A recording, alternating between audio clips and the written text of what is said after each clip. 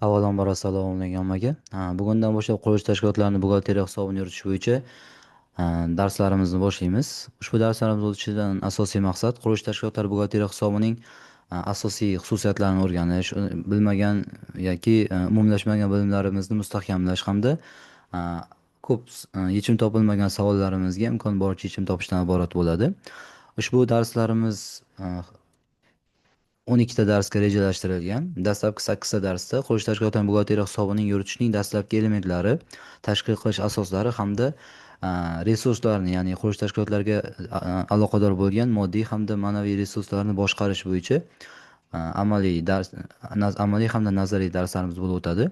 9-chi, 10-chi darslarimiz asosan Adins dasturida, ya'ni Adinsning yangi 3.0 dasturida buxgalteriya hisobining tashkil etish, ya'ni qurilish tashkilotlarining buxgalteriya hisobini tashkil qilish hamda yuritish masalalarini alohida ko'rib chiqamiz. 11-chi darsimizda alohida qurilish tashkilotlarining reyting masalasini, ya'ni reytinglarini tekshirish, reytinglarni oshirish masalalari, reytingga ta'sir qiluvchi omillar masalalarini shu 11-darsda alohida ko'rib chiqamiz. Sababi qurilish tashkilotlarining asosiy qismi tenderlar bilan ishlashadi, ya'ni tenderlar asosida o'zlarining faoliyat turlarini amalga oshirishadi.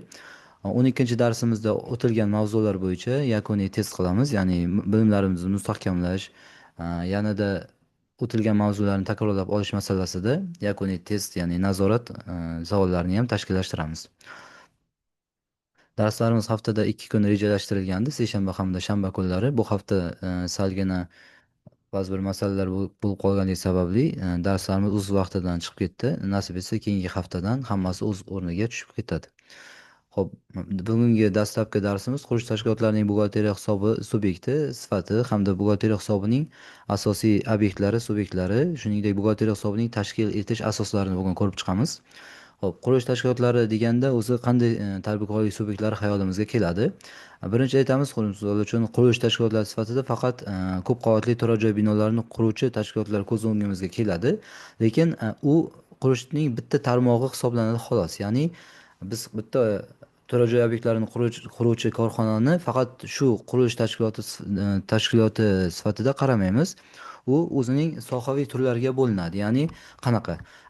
Aytganday, birinchi navbatda yangi qurilish obyektlarini topshirish bilan shug'ullanuvchi qurilish tashkilotlari, ya'ni ko'p qavatli turar joy binolarini qurish, maktab, bog'cha, shunga o'xshash imoratlar hamda maishiy obyektlarni quruvchi tashkilotlar sifatida qaraymiz.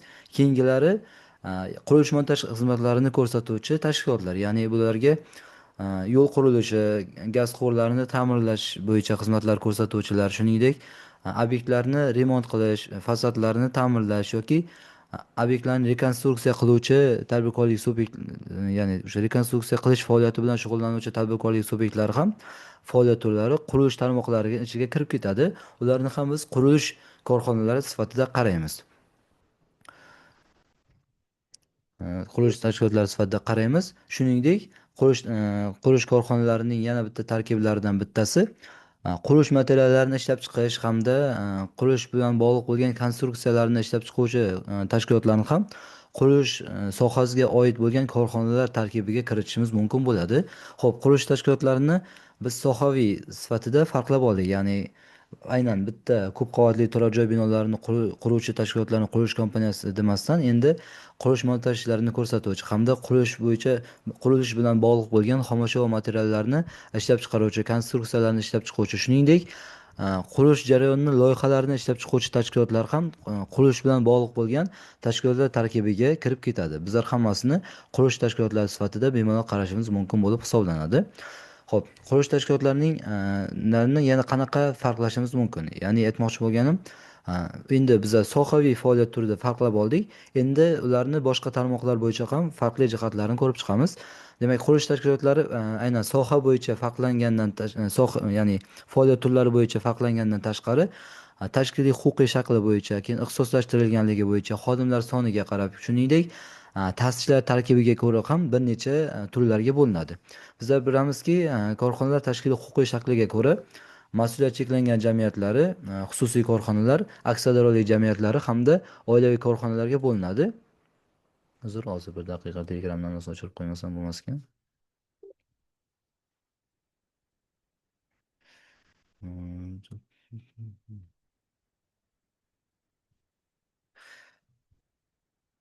Demak, qurilish tashkilotlarining tashkiliy huquqiy shakliga hamda mulkiy shakliga ko'ra biz guruhlarga ajratdik. Mas'uliyat cheklangan jamiyat, oilaviy korxona, xususiy korxona hamda aksiyadorlik tijorat jamiyatlariga.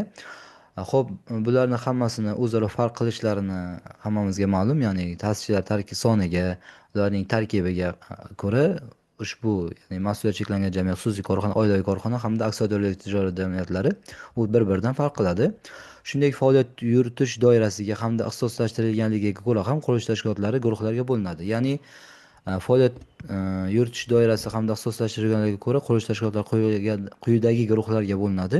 Ya'ni maxsus qurilish tashkilotlari bor, keyin ixtisoslashtirilgan maxsus qurilish tashkilotlari bor, keyin universal qurilish tashkilotlari bor. Ya'ni maxsus qurilish tashkilotlari deganda aynan qurilishning ma'lum bir tarmog'ida o'zining faoliyat turini yurituvchi tadbirkorlik subyektlari tushuniladi. Ya'ni faqat yo'l qurilishi bo'yicha shug'ullanadi yoki faqat ko'p qavatli turar joy binolarini quradi yoki faqat qayta ta'mirlash, rekonstruksiya ishlarini bajarib beradigan qurilish tashkilotlari, bular maxsus qurilish tashkilotlari bo'ladi.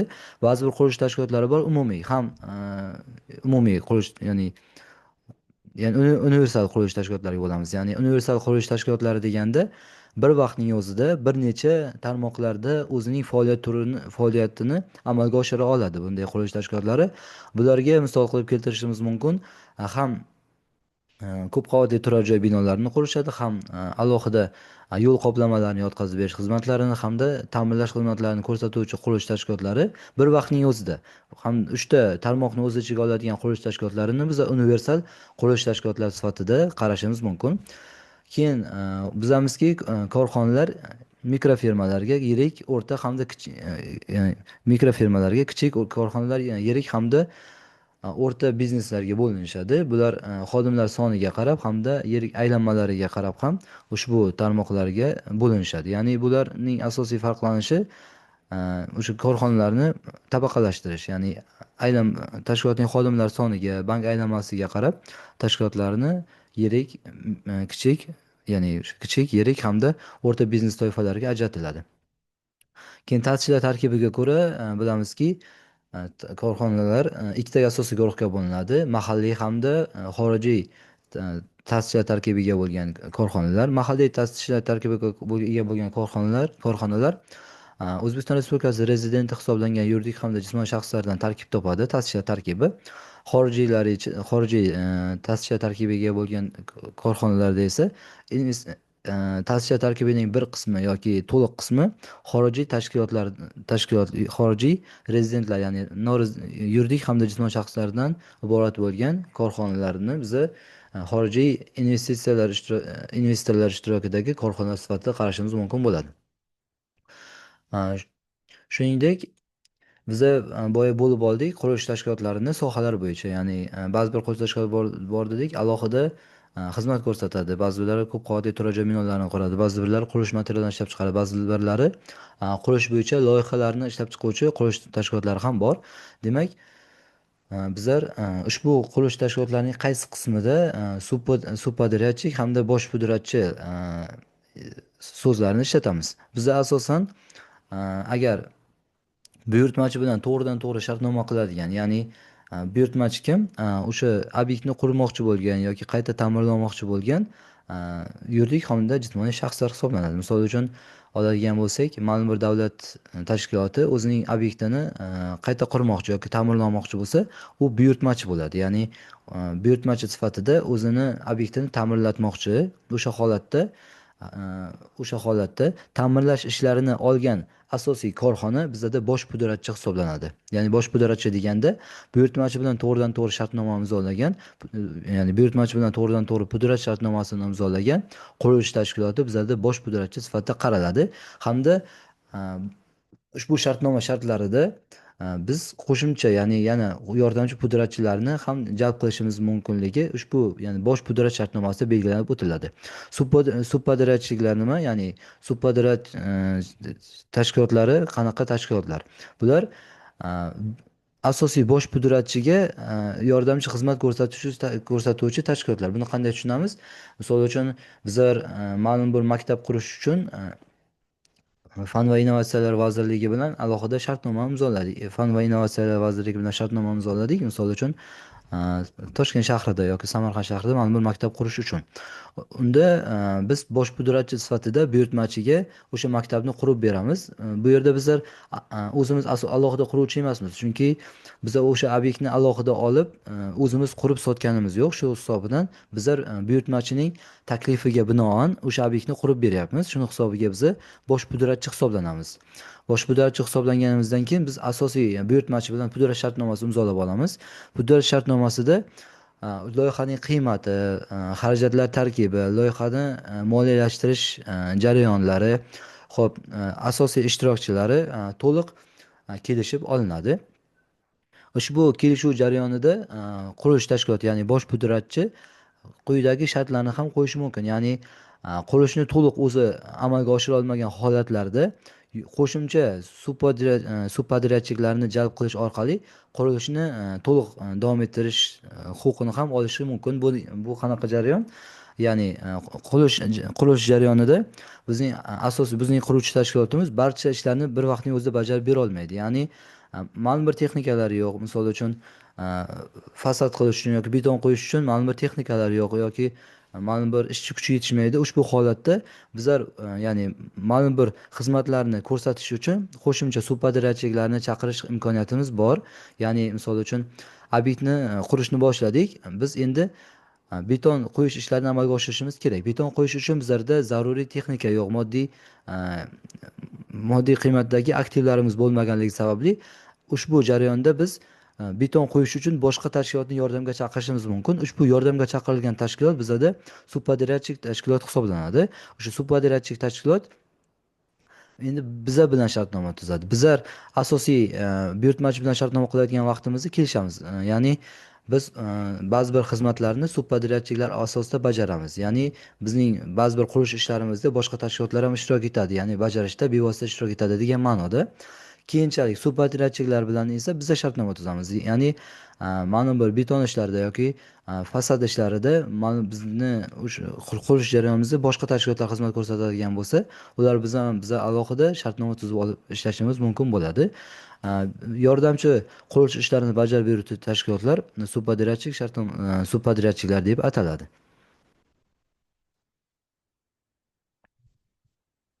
Keyin tanlangan soliq rejimiga ko'ra ham qurilish tashkilotlari farqlanadi. Biz bilamizki, O'zbekiston Respublikasi hududida soliq turlari ikkitaga bo'linadi.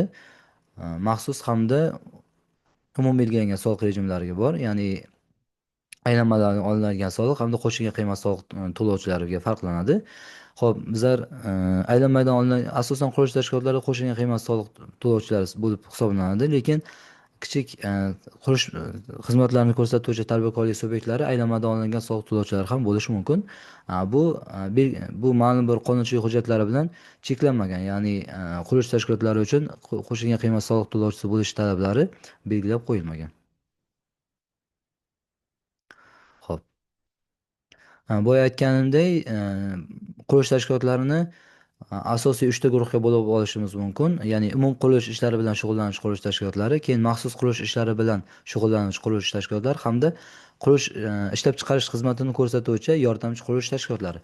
Aytganimdek, bu yerda bino inshootlarini qurish, rekonstruksiya qilish, ta'mirlash ishlarini bajaruvchi qurilish tashkilotlari bizda asosiy qurish ishlari bilan bog'liq bo'lgan qurilish tashkilotlari sifatida qaraydigan bo'lsak, keyin ventilyatsiya, pardozlash ishlari, elektr hamda gaz suv ta'minotlarini o'rnatish bo'yicha xizmatlar ko'rsatuvchi tashkilotlarni ham biz qurilish tashkilotlari sifatida qaraymiz. U boshqa guruhga kiritamiz lekin.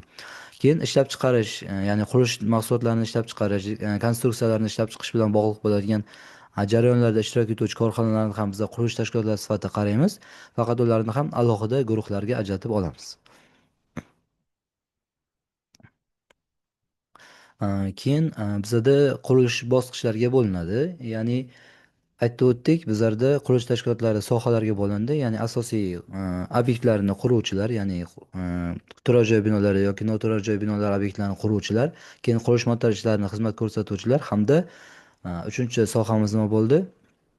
Qurilishda yordamchi ishtirokchilar, ya'ni qurilish materiallarini ishlab chiqaruvchilar qurilish materiallarini ishlab chiquvchilar hamda qurilish loyihalarini ya'ni loyiha hujjatlarini ishlab chiqaruvchi korxonalarga bo'lib oldik. Demak, har birini o'zini alohida bosqichlarga bo'linadi. Demak, bizlar asosan hozir ko'rib chiqadiganimiz e, ko'p qavatli turar joy binolarini hamda noturar joy bino inshootlarini quruvchilar yoki obyektni qayta rekonstruksiya qiluvchi tashkilotlarning qurilish bosqichlarini alohida ko'rib chiqamiz.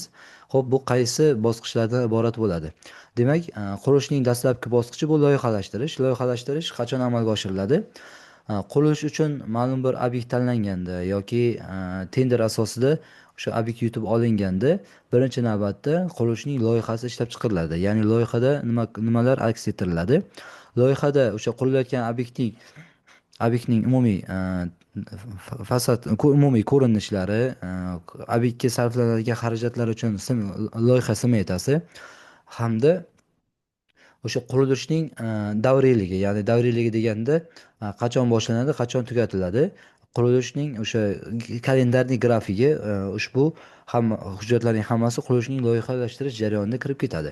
Shuningdek, loyihalashtirish jarayoni ham o'zi bir necha bosqichlarga bo'linadi. Ya'ni qanaqa bosqichlarga?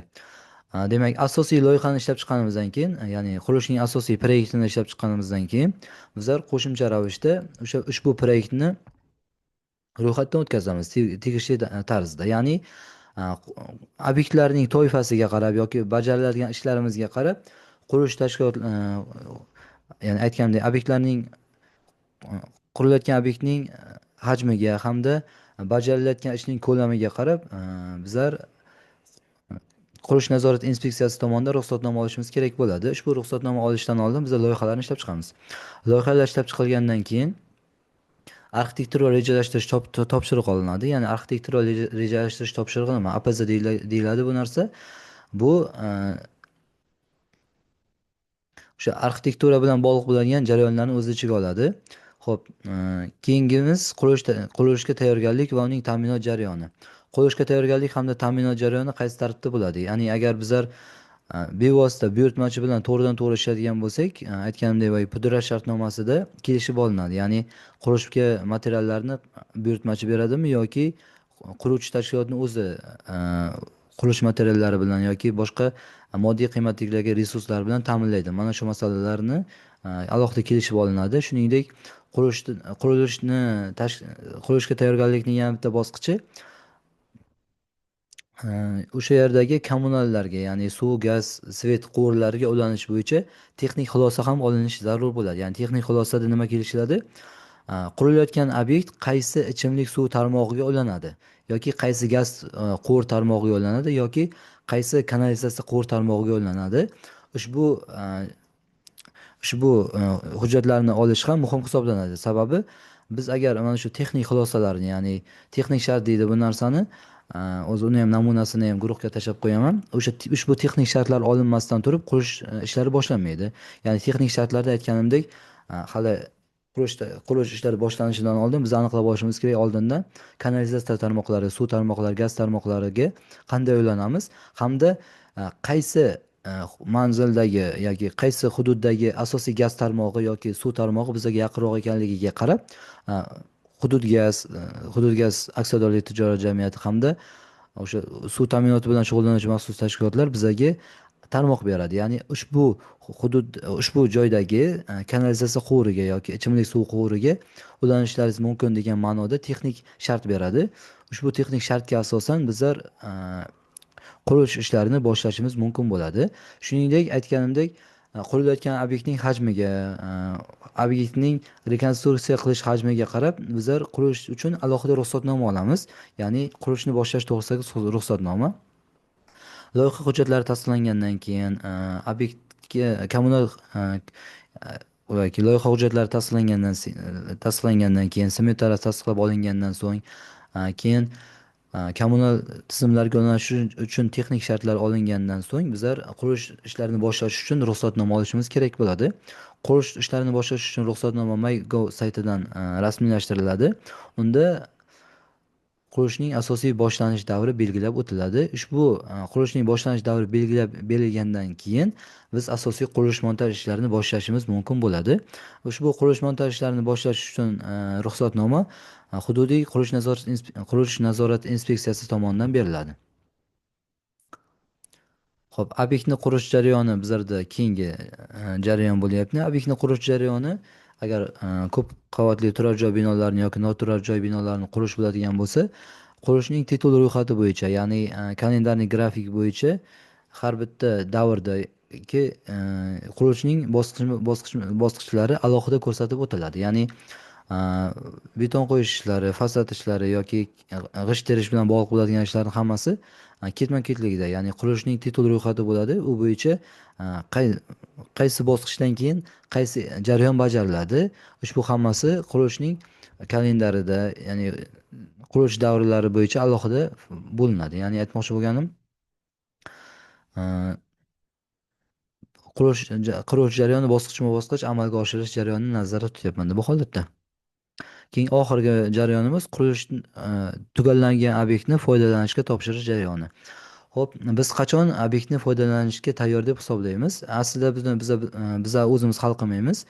Obyekt to'liq qurib bitkazilgandan so'ng kerakli jihozlar o'rnatilib foydalanishga tayyor holatda keltirilgandan so'ng bizlar qurilgan obyektni foydalanishga topshirish uchun alohida ariza yuboriladi. Ya'ni hududiy qurilish nazorati inspeksiyasiga ariza yuboriladi. Arizaning mazmuni nimadan iborat? Obyekt bitkazildi. Ushbu obyektni tekshirib, obyekt qurilishi tugatilganligi to'g'risidagi hamda foydalanishga qabul qilish uchun ma'qul bo'lganligi to'g'risidagi ruxsatnoma berishadi. Bu ham alohida hujjat bo'lib hisoblanadi. Bu ham MyGov.uz saytidan alohida ariza berib olinadi. Faqat jarayonida qurilish nazorat inspeksiyasi mas'ul xodimlari tomonidan obyekt to'liq o'rganib chiqiladi. Ya'ni qurilgan obyektning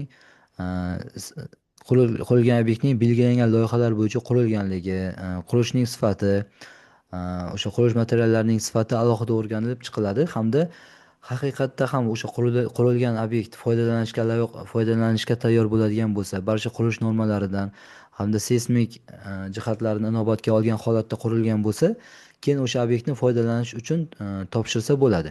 Agar o'sha obyektni aytganimizdek to'liq hali qurilish ishlari yakunlanmagan yoki qurilish montaj ishlarida kamchiliklari bo'ladigan bo'lsa, ushbu obyekt qabul qilinmaydi. Ushbu holatda agar qurilayotgan obyektning sifatiga qaraladi. Agar kamchiliklar bo'ladigan bo'lsa, o'sha kamchiliklarni tuzatish talab etiladi. Agar kamchiliklar bo'lmasdan to'liq o'sha obyektda umumiy qurilishdan chiqib ketadigan holatlar bo'ladigan bo'lsa, endi qurilish nazorati inspeksiyasining xulosasiga qarab qurilish tashkilotiga tegishlicha chora hamda jarimalar qo'llaniladi. Hop, qurilishning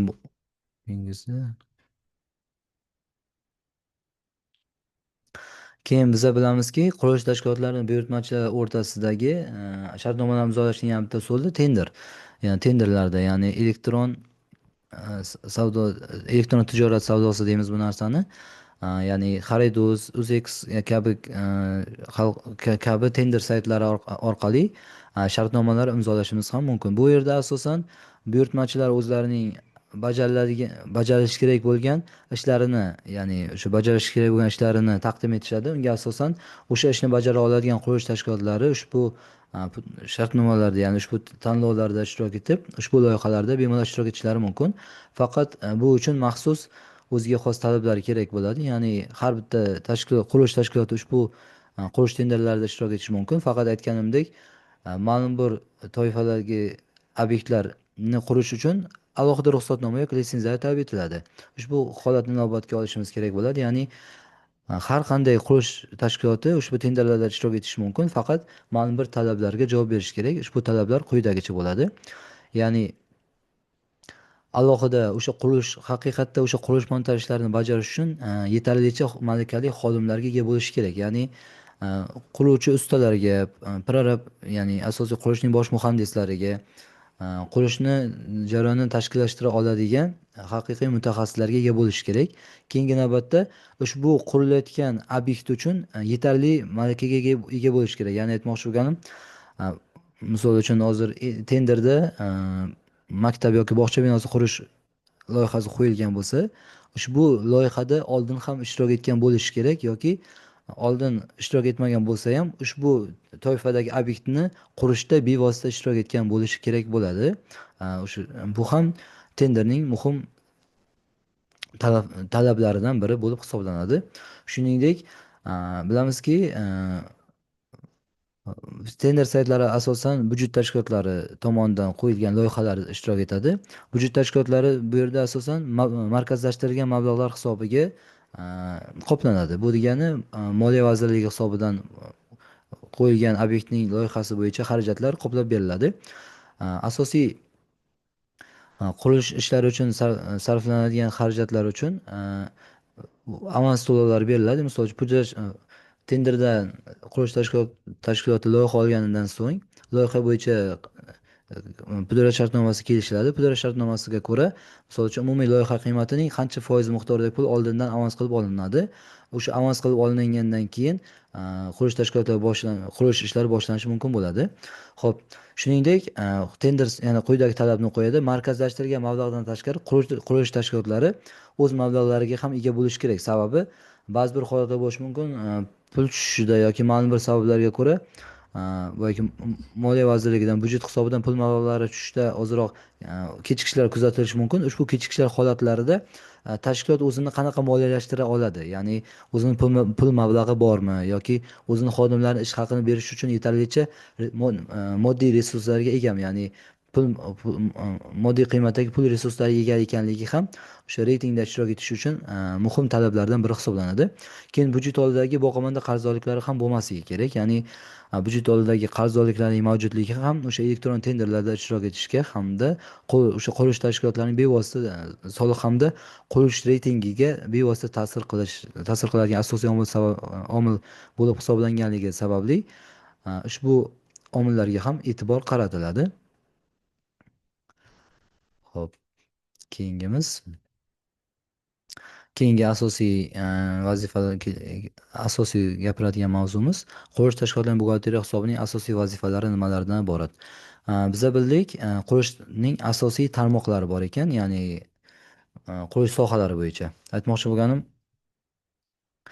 biza qurilishni faqat ko'p qavatli turar joy bino inshootlarini quruvchi yoki ya'ni noturar joy bino inshootlarini quruvchi tashkilotlardan tashqari biza farqladik.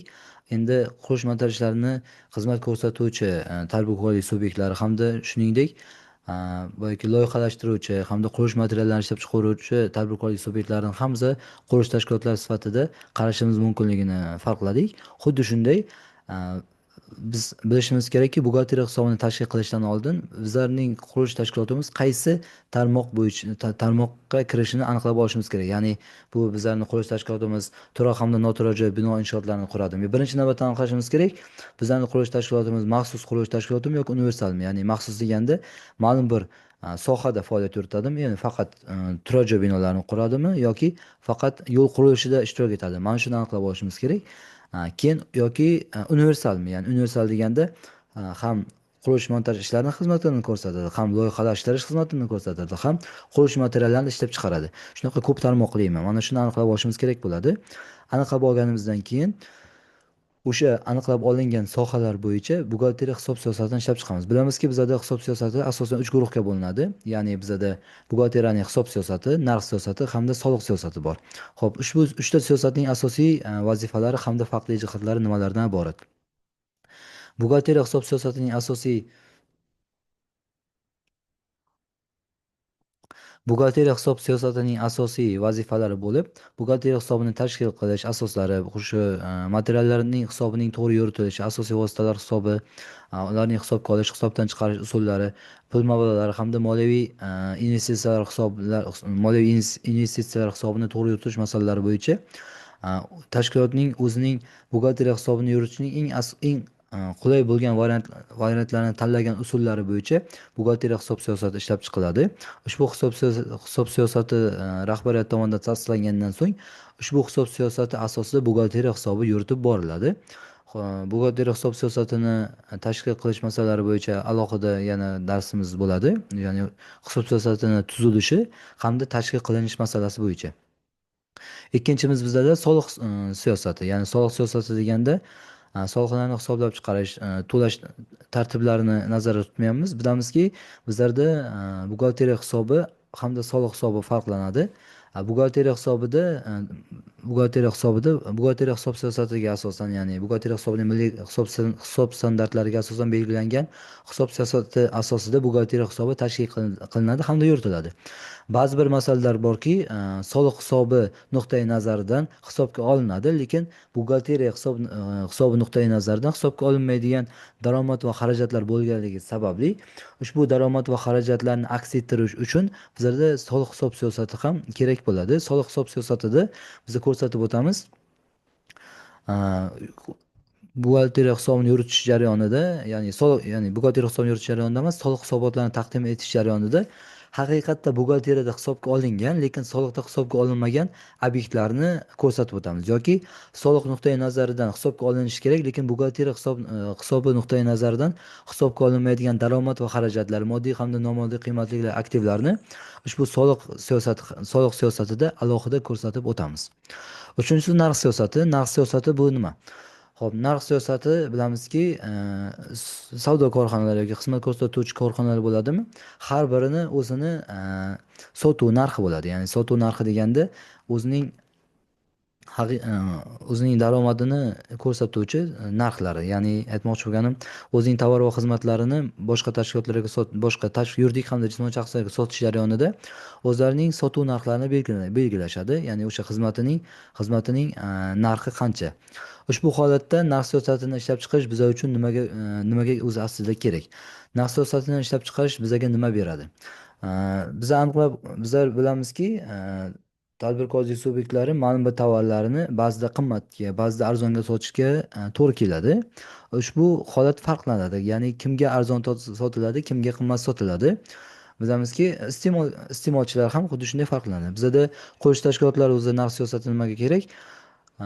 Bilamizki, qurilayotgan obyekt, agar biz misol uchun ko'p qavatli turar joy binolar inshootlarini qurilayotgan qurish korxonalari misolida ko'radigan bo'lsak, qurilgan ko'p qavatli turar joy bino va inshootlarining narxlari nimaga qarab farqlanadi?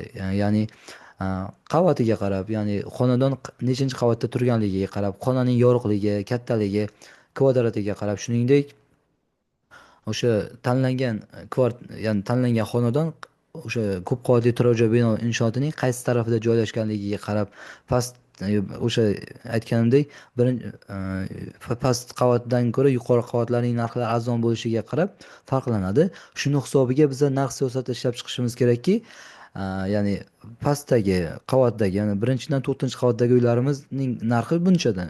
Narxi misol uchun 8 million so'mdan, keyin o'sha 7-10 etajgacha bo'lgan uylarimizning narxi misol uchun 6 million so'mdan narxlab qo'yadigan bo'lsak, ya'ni narx siyosatida ushbu qiymatni aks ettiradigan bo'lsak, ya'ni narx nimaga asosan hisoblanadi hamda qaysi ko'rsatkichlar narxga ta'sir qilishini narx siyosatida ko'rsatib o'tadigan bo'lsak, ertaga soliq nuqtai nazaridan bizlarga misol uchun bitta xonadonimizni narxini bitta xonadonimiz 60 kvadratni misol uchun 400 millionga sotganmiz, bittasini 200 millionga sotganmiz.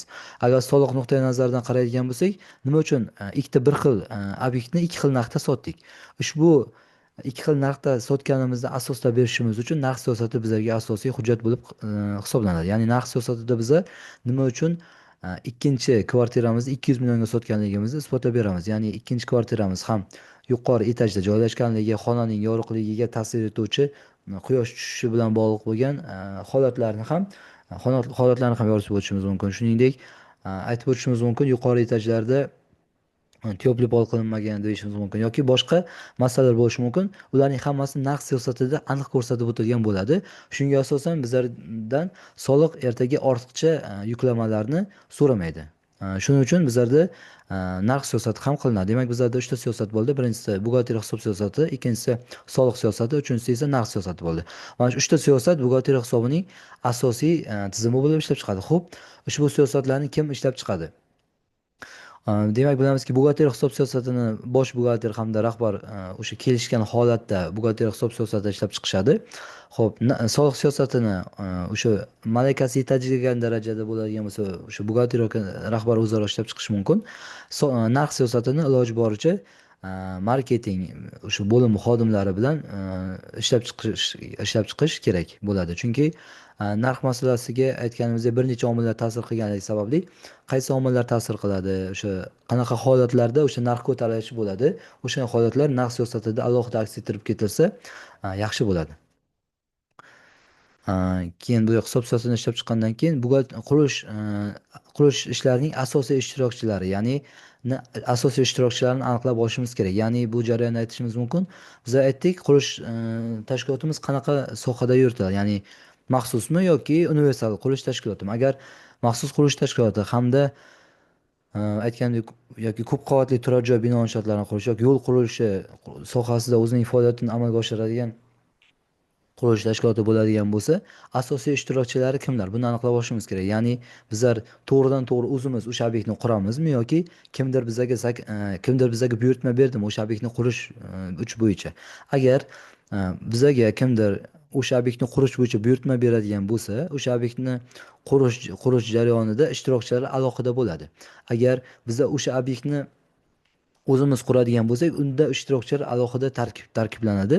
Ushbu holatni aniqlab olishimiz kerak hamda qurishning asosiy ishtirokchilari kimlar? Ya'ni buyurtmachi bormi? Bosh pudratchi kim? Subpudratchi kim? Qurishning asosiy hozir salgina yodimdan chiqdi-da. Asosiy prorab deymiz-ku, o'sha asosiy prorab kim? Keyin qurilish materiallarini sarfi bo'yicha mas'uldor xodim kim? Qurilish rahbari kim? Ta'sischilar tarkibi, ya'ni bu o'sha qurilish jarayonida bevosita hamda bilvosita ishtirok etadigan asosiy ishtirokchilarni aniqlab olishimiz kerak bo'ladi. Ushbu aniqlab olganimizdan keyin o'sha aniqlab olgan ishtirokchilarimiz qurilishda qanaqa o'zlarining hissalarini qo'shishadi. Ya'ni ta'sir doiralari, shu qurilish ishtirokchilarining qurilish jarayonidagi ta'sir doiralari qanday? Ushbu holatni ham aniqlab olishimiz kerak bo'ladi. Xo'p, keyingi jarayonimiz resurslarni boshqarish. Bilamizki, bizda resurslar bir necha bo'limlarga bo'linadi. Ya'ni moddiy resurslar bor, keyin ishchi kuchi resurslari asosiy bizda muhim hisoblanadi. Moddiy resurslar deganida bizda bu resurslar bo'yicha alohida darslarimiz ham bo'ladi. Ya'ni biz bilamiz, moddiy resurslar deganda xomashyo materiallar, asosiy vositalar, inventar va xo'jalik jihozlari, shuningdek boshqa moddiy hamda nomoddiy qiymatga ega bo'lgan aktivlarimizni tushunishimiz mumkin o'sha resurslar sifatida.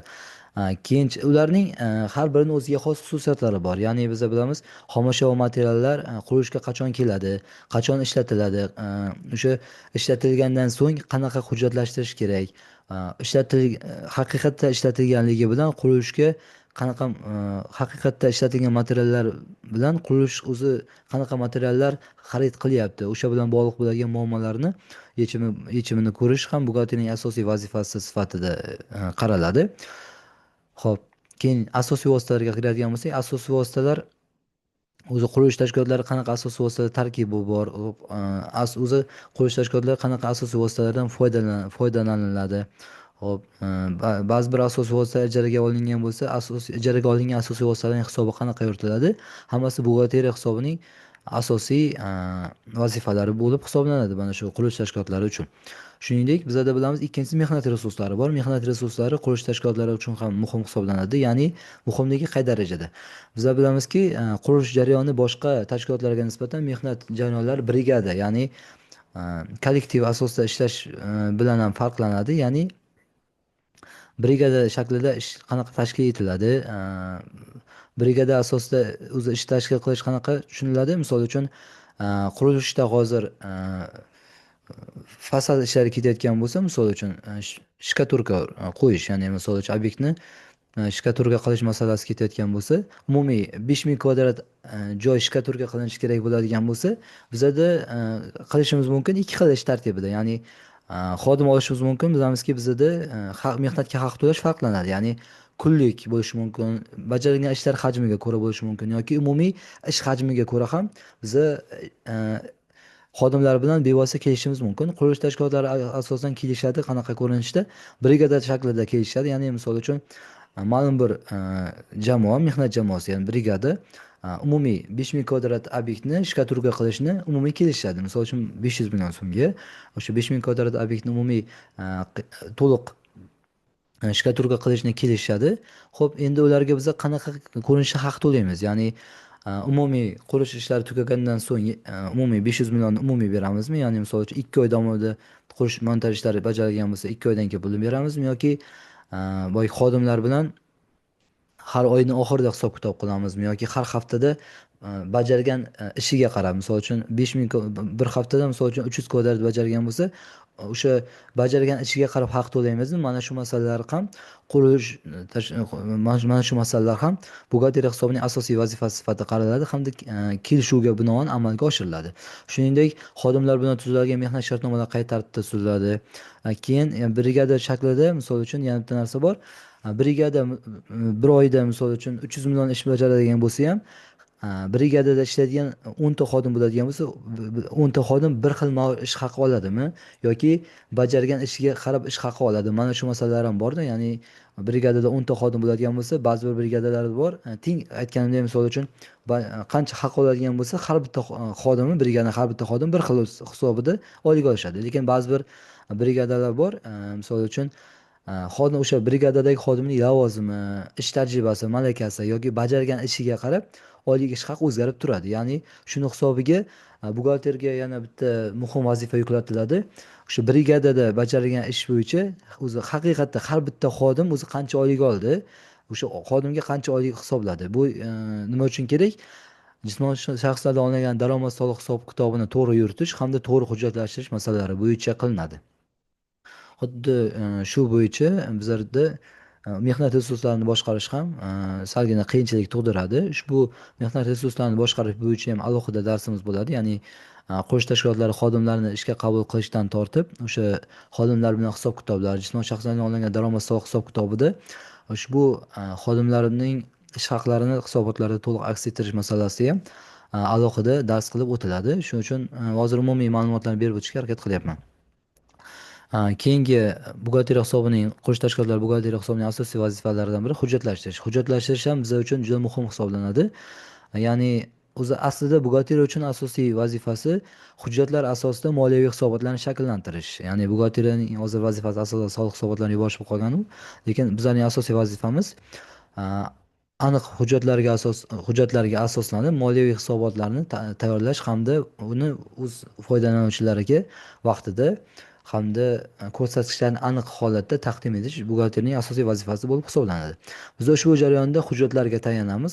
Aynan boshqa tarmoqlarga nisbatan qurilish tashkilotlarida hujjatlashtirish masalasi anchagina kengroq hamda murakkabroq vazifalarni o'z ichiga oladi. Chunki bu yerda qurilishning ishtirokchilari qancha ko'p bo'lsa, hujjatlashtirishdagi qiyinchiliklar ham shuncha ko'proq bo'ladi. Ya'ni hujjatlarning vaqtida tuzilishi, sarflangan asosan bu yerda bizada bo'ladi qurilishdagi resurslarning to'g'ri sarflanishi bilan bog'liq bo'lgan jarayonlar bor. Ya'ni materiallarning ishlatilishi, asosiy vositalarning harakati, ishchi xodimlarga ish haqi hisoblash, o'sha aytganimdek brigada hisobda bo'ladigan bo'lsa qanaqa hisoblanadi yoki oylik ish haqi yoki umumiy misol uchun mehnat shartnomasi bilan bilamizki, fuqarolik huquqiy tuzdagi shartnoma bilan xodim ishga qabul qilganimizda u bilan hisob kitoblarimiz qanaqa tartibda bo'ladi? Mana shu vazifalar ham buxgalterning asosiy vazifalari bo'ladi. Ushbu jarayonlarni qanaqa hujjatlashtirish kerakligi ham bizlar uchun muhim bo'lib hisoblanadi. Hujjatlashtirish bo'yicha ham aniqroq, ya'ni har bitta qurilish bosqichini keyin buxgalteriyaning aytganimizdek biz soha bo'lsa hozir umumiy birinchi darsimizni o'tyapmiz, keyin qolgan hozir 8 ta darsimizda har bitta mavzu bo'yicha alohida hujjatlashtirishni alohida ko'rib o'tamiz. Demak, bizada qurilishning hujjatlashtirish qachondan boshlanadi? Obyektni birinchi boshlanadi. U obyekt qanaqa ko'rinishda boshlanyapti? Ya'ni biz o'zimiz qurayotgan bo'lsak, u obyektni kimdan olganmiz? Ya'ni hokim qarori bo'yicha berilganmi bizga o'sha yer yoki o'sha joy, yoki biz birontadan qurish uchun sotib olganmizmi yoki bizga kimdir buyurtma berganmi o'sha obyektni qurishda? Shundan boshlanadi. Ya'ni qurilayotgan obyekt o'zi qayerdan keldi degan savoldan boshlanadi. Keyin Keyin buyog'iga ketaveradi, ya'ni qurilish jarayoni qanaqa tartibda ketadi, mas'ul xodimlar kimlar, ya'ni o'sha smetasi va o'sha Forma 3, Forma 2 deydi. Keyin materiallar harakati, assotsiatsiya harakati to'g'risidagi hisobot, keyin xodimlarning tabeli, shunga o'xshash hujjatlashtirish etaplari bo'ladi. Ularni qolgan darslarimizda ham har bitta darsimiz bo'yicha alohida hujjat namunalari bilan ishlaymiz. O'sha jarayonlarda ko'rib ketaveramiz. Keyingi darsimizdan boshlab qurilish tashkilotlarini asosiy ish faoliyatlarini boshlab o'ta boshlaymiz asosiy. Xo'p, keyingi buxgalterning asosiy vazifasi moliyaviy hamda soliq hisobotlarini tayyorlash hamda topshirish buxgalterning asosiy vazifalari bo'lib hisoblanadi.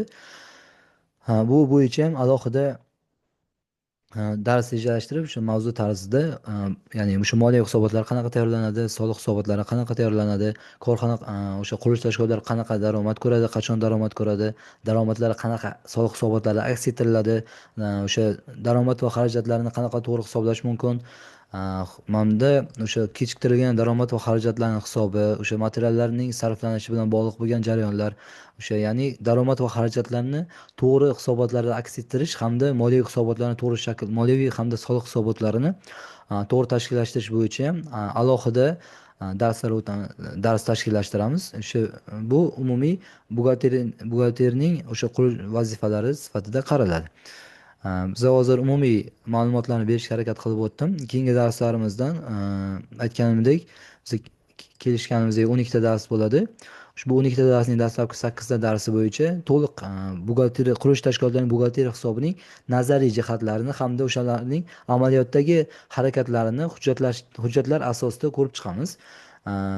Keyingi etaplarda ADNS dasturi hamda reyting masalalarini ham alohida ko'rib o'tamiz. Buxgalteriyaning asosiy vazifalarini ham ushbu darslarimiz davomida alohida batafsil ko'rib chiqishga harakat qilamiz. Bugungi darslarimiz shundan iborat edi. Dars o'tishda yoki nutqimda yoki mana bu uyda tasvirda qanaqadir kamchiliklar bo'ladigan bo'lsa oldindan uzr so'rayman. Iloji boricha harakat qildim mukammalroq tasvir yaratishga, lekin baribir kamchiliklar bo'lgan bo'lsa hammadan uzr so'rayman. Hammaga katta rahmat.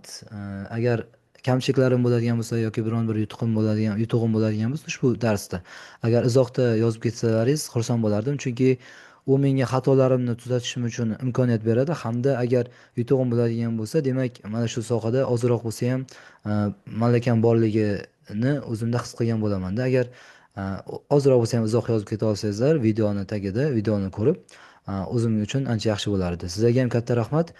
Keyingi darslarni ham xuddi bundan-da yaxshiroq qilib tashkillashtirib, iloji ko'proq amaliy mashg'ulotlar bilan o'tishga harakat qilamiz.